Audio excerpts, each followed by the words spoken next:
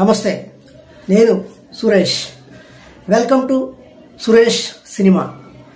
ఇందులో మనం film direction క్లాసెస్లో ఇప్పుడు చూద్దాం. ఫస్ట్ లెసన్లో ఒక సినిమాని 3 భాగాలుగా, అంటే సినిమా తీసే క్రమాన్ని, ఆ ప్రాసెస్ని ఒక 3 భాగాలుగా డివైడ్ చేసుకోమని చెప్పాం. అది ఒకటి pre production, production, post production అని 3 భాగాలుగా సినిమా ప్రాసెస్ని డివైడ్ చేసుకోవాలి.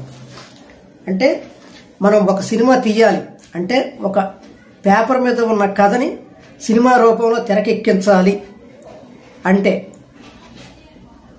ఆ సినిమా తీసే ఆ పనిని, ఆ ప్రాసెస్ని మనం డైరెక్టర్గా ఫస్ట్ చేయాల్సిన పని, ఆ ప్రాసెస్ని 3 భాగాలుగా డివైడ్ చేయడం. ఒకటి pre production, 2 production, 3 post production. అంటే సినిమా షూటింగ్కి ముందు చేయబోయే ప్రిపరేషన్, అంటే స్క్రిప్ట్ వర్క్, షెడ్యూల్స్, ఆర్టిస్టుల కాంబినేషన్, లొకేషన్ సెర్చింగ్, ఇటువంటి పనులన్నీ ప్రీ ప్రొడక్షన్. తర్వాత ఈ స్క్రిప్ట్ పట్టుకొని ఆ లొకేషన్కి వెళ్ళి ఆర్టిస్టులతో మనం కెమెరామెన్ సహాయంతో చిత్రీకరించడాన్ని షూటింగ్ అంటాం. అది ప్రొడక్షన్. షూటింగ్ని ప్రొడక్షన్ అంటాం. ప్రొడక్షన్ అంటే షూటింగ్ అయిన తరువాత దాన్ని పూర్తి చేయడానికి చేయాల్సిన మిగతా పనులు, అంటే డబ్బింగు, ఎడిటింగు, గ్రాఫిక్స్, మిగతా ఇటువంటి పనులన్నింటినీ పోస్ట్ ప్రొడక్షన్ అంటాం. ఇది మొదటగా డైరెక్టర్ తెలుసుకోవలసిన మొదటి పాఠం, ఫస్ట్ లెసన్. ఓకే, ఇప్పుడు తెలుసుకున్నాం కదా 3 పార్ట్లని. ఫస్ట్ ప్రీ ప్రొడక్షన్ గురించి మనం డీటెయిల్గా తెలుసుకునే ప్రయత్నం ముందు ఎపిసోడ్లలో కూడా చూద్దాం. ప్రీ ప్రొడక్షన్ అంటే మనం చెప్పుకున్నాం షూటింగ్కి ముందు చేసుకునే ప్రిపరేషన్. ఇందులో మొదటిది కథ. కథని షూటింగ్కి అనుగుణంగా, అంటే కెమెరామెన్తో, ఆర్టిస్టులతో లొకేషన్లో షూటింగ్ చేయడానికి అనుగుణంగా ఉండే విధంగా రాయడాన్ని, కథని స్క్రిప్ట్ అంటాం. ఇందులో యాక్షన్ పార్ట్తో పాటు డైలాగ్ పార్ట్ కూడా ఉంటుంది. దీన్నే స్క్రిప్ట్ అంటాం. ఈ స్క్రిప్ట్ని ఎలా రాయాలో వివరంగా మళ్ళీ చూద్దాం. స్క్రిప్ట్ అయిన తర్వాత ప్రీ ప్రొడక్షన్ వర్క్ పూర్తయినట్టు కాదు. అంటే ఓన్లీ స్క్రిప్ట్ అయిపోతే ప్రీ ప్రొడక్షన్ వర్క్ అనేది పూర్తయినట్టు కాదు. స్క్రిప్ట్ అయిన తర్వాత ఆర్టిస్ట్ సెలక్షన్, అలాగే లొకేషన్ సెలక్షన్, అలాగే కాంబినేషన్, ఎన్ని సీన్లు ఏ కాంబినేషన్లో ఉన్నాయి, షూటింగ్కి ఏ వస్తువులు అవసరమవుతాయి, వీటిని సెట్ ప్రాపర్టీస్ అంటాం. అంటే షూటింగ్ సమయంలో మనం ఇబ్బంది పడకుండా ముందుగా ఆ లొకేషన్లో ఏ వస్తువులు కావాలి అనేది, ఇవన్నిటిని మొత్తం ఈ షూటింగ్కి సంబంధించిన కంప్లీట్ ప్రిపరేషన్ని ప్రీ ప్రొడక్షన్ అంటాం. ఇందులో మనం ముఖ్యంగా తెలుసుకోవాల్సింది స్క్రిప్ట్ వర్క్. సినిమాకి సంబంధించి pre production, production, post production 3 చాలా ముఖ్యమైన పనులే. ఇప్పుడు స్క్రిప్ట్ వర్క్ని డీటెయిల్గా చూద్దాం. ఒక సినిమా తీయడానికి ఒక కథ కాకుండా ఒక చిన్న ఆలోచన కూడా సరిపోద్ది. అంటే ఒక చిన్న ఐడియాతో కూడా సినిమా ప్రారంభించవచ్చు. ఉదాహరణకి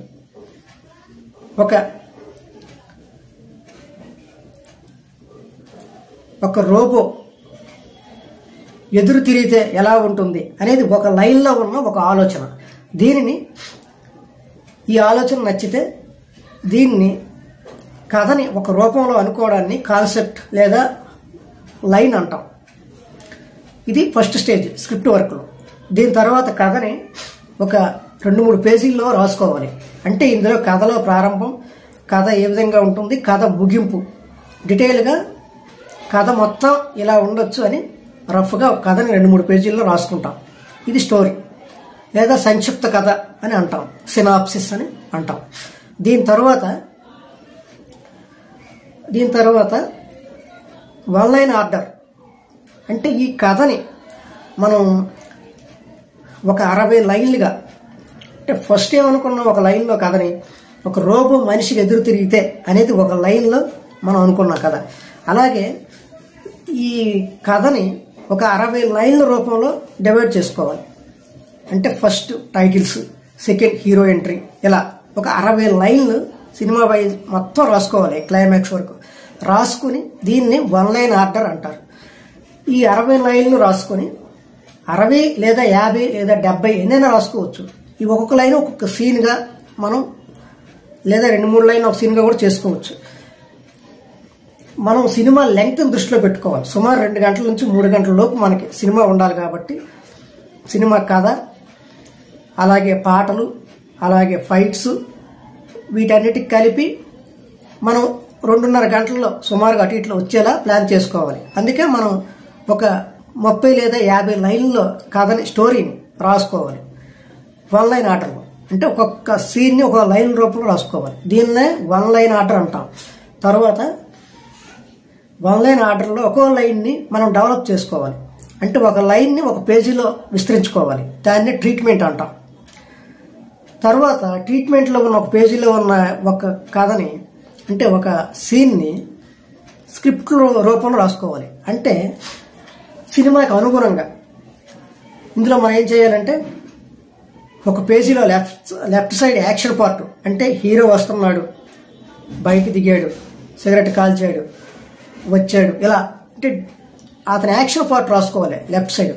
రైట్ సైడ్లో అతని డైలాగ్స్ ఏమున్నాయో రాసుకోవాలి. హీరో అని చెప్పి డైలాగ్ ఇలా రాసుకొని పైన కొంచెం గ్యాప్ ఇచ్చుకొని ఇది ఏ సీన్ నెంబర్ రాసుకోవాలి. Scene number 1 hero entry, location ఇండోరా అవుట్డోరా, డే టైమా నైట్ టైమా, అంటే షూటింగ్ ఎప్పుడు అవుతుంది, నైట్ అవుతుందా పగలవుతుందా ఆ సీన్లో, లొకేషన్ ఇండోరా అవుట్డోరా రాసుకున్న తర్వాత సెట్ ప్రాపర్టీస్ అని కూడా రాసుకోవాలి. అంటే ఆ సీన్లో మనకి ఏ వస్తువులు ఇంపార్టెంట్ అనేది రాసుకోవాలి. తర్వాత ఆర్టిస్టులు, ఈ సీన్లో ఎంతమంది ఆర్టిస్టులు ఉన్నారు అని రాసుకోవాలి. ఇలా రాసుకోవడం వల్ల ఏమవుతుందంటే సీన్ నెంబర్ 1 అనే పేపర్లు మనం చూడగానే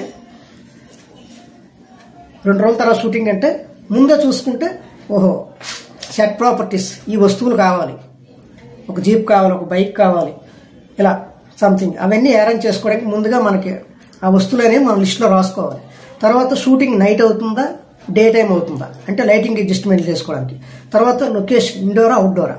తర్వాత ఆర్టిస్టులు ఆ సీన్లో ఎంతమంది ఉన్నారు, హీరో విలన్ లేదా హీరో ఫ్రెండ్స్, ఇలా ఎవరెవరు ఉన్నారో వాళ్ళ పేర్లు, క్యారెక్టర్స్ పేర్లు అన్నీ రాసుకోవాలి. రాసుకొని కింద హీరో లెఫ్ట్ సైడ్ హీరో అవ్వచ్చు, అందులో ఉన్న క్యారెక్టర్లు అందరూ action part left side, right సైడ్లో వాళ్ళందరూ డైలాగ్స్ రాసుకోవాలి.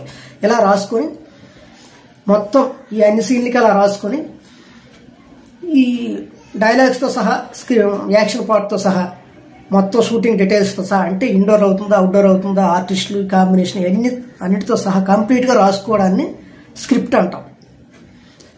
ఈ స్క్రిప్ట్ తయారైన తర్వాత మనం లొకేషన్స్ సెలెక్ట్ చేసుకోవాలి. తర్వాత ఆర్టిస్టుల కాంబినేషన్ చూసుకోవాలి. అంటే ఏ సీన్లో ఎంతమంది ఆర్టిస్టులు ఉన్నారు, ఎన్ని రోజులు ఉన్నాయి, కాంబినేషన్ రాసుకోవాలి, వాళ్ళ టైమ్స్ రాసుకోవాలి. తర్వాత సెట్ ప్రాపర్టీస్, ఆ సీన్కి లేదా ఓవరాల్గా సినిమాకి ఇంపార్టెంట్గా ఏ సెట్ ప్రాపర్టీస్ కావాలి. అంటే ఉదాహరణకి కొన్ని ఎప్పుడో ఒక 50 సంవత్సరాల ముందు జరిగే కథ ఉంటుంది, అప్పుడు వాడే వస్తువులు వేరు. సో అటువంటి వస్తువులు మనకి రెడీగా ఉన్నాయా లేదా, లేకపోతే దాన్ని ఆర్ట్ డిపార్ట్మెంట్తో చెప్పి చేయించుకోవడం, లేదా సెట్లు వేయడం, ఇలాంటి పనులు ముందుగా చేయడానికి వీలుగా ఇటువంటి ప్రిపరేషన్ అంతా pre production work. Okay, pre production work గురించి మీకు కొంచెం అర్థమైందని అనుకుంటున్నాను. తర్వాత ఇంకా వివరంగా ప్రీ ప్రొడక్షన్ వర్క్ గురించి తర్వాత క్లాసుల్లో నాకు వీలైనంతగా, నాకు తెలిసినంత వరకు మీకు ఎక్స్ప్లెయిన్ చేయడానికి ప్రయత్నిస్తాను. వీడియో మీకు నచ్చిందని ఆశిస్తూ, అలాగే ఎవరైనా మీ ఫ్రెండ్స్ డైరెక్షన్ నేర్చుకోవాలనుకున్న ఇంట్రెస్ట్ ఉన్నా, లేకపోతే ఇటువంటి డైరెక్షన్ గురించి తెలుసుకోవాలనే ఇంట్రెస్ట్ ఉన్న వారికైనా ఈ వీడియోని షేర్ చేసి, అలాగే నా ఛానల్ సబ్స్క్రైబ్ చేసుకొని నాకు సపోర్ట్ చేస్తారని ఆశిస్తూ